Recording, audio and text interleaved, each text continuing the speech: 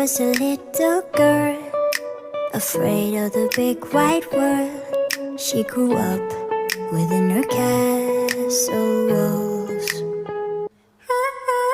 Now and then she tried to run, and then on a night with the setting sun, she went in the woods away, so afraid, all alone.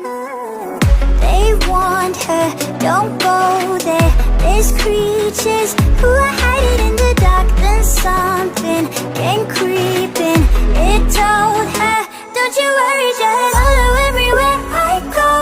Top of all the mountains or valley low, give you everything you've been dreaming of, just let me in. Ooh. Everything you want to go, that'll be the magic story you've been told, and you'll be safe under my control, just let me in.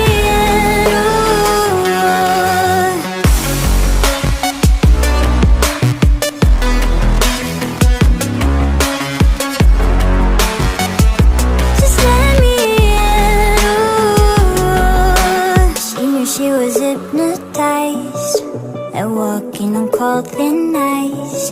Then it broke and she awoke.